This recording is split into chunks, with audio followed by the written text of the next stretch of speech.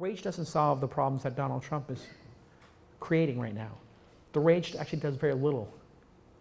Deliberate action, people running for office, people investigating if there's wrongdoing with the Russians. Like, there are specific things we can do that actually are meaningful to solve our problems. And one of the problems in our society, I believe, is we're so polarized and yelling at each other that we're not looking at solutions, right? I wish that politics and politicians were based on their ability to implement solutions and their ability to bring together innovation. If I run for mayor, mayorjason.com, which was a joke that's now turned into something that's only half a joke, my platform is going to be innovation. And all of us looking at what is the best possible solution for housing, what are the best possible solutions for rapid transit, and let's have a candid discussion about how innovative we want to be and how we're going to fund these in an innovative way. Not which side is right or wrong, or these politics and culture, politics of culture.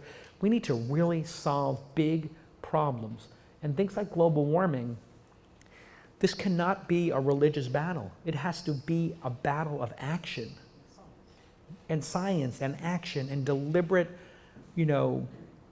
execution on solutions, and then monitoring those solutions and having a candid discussion about the data, just like you do at a company. We can't just randomly, haphazardly solve global warming, problems around migration and immigration, food. These are problems that transcend one country or one political party. It's really a dangerous moment in society. There's a chance that we will not make it through this next set of problems because the problems are so global in nature and the world is so broken into factions that I'm very concerned, because factions are not going to solve this problem. It's not that one side is right and one side is wrong. It's that we all have to collaborate on solving these problems. They can't be done by one country. That's why we had the Paris Accord. And then we left it. And like the only other people that left the Paris Accord was what, Venezuela and Syria.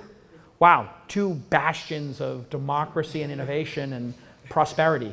I mean, these are two of the most fucked up countries in the world, and we're going to join them in the list of like just not giving a shit. It's no offense to people from Venezuela, but I mean, we know how fucked up it is there right now, right? Like it's a disaster.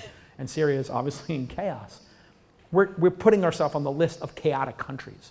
I mean, it's people should absolutely be scared right now. Great question.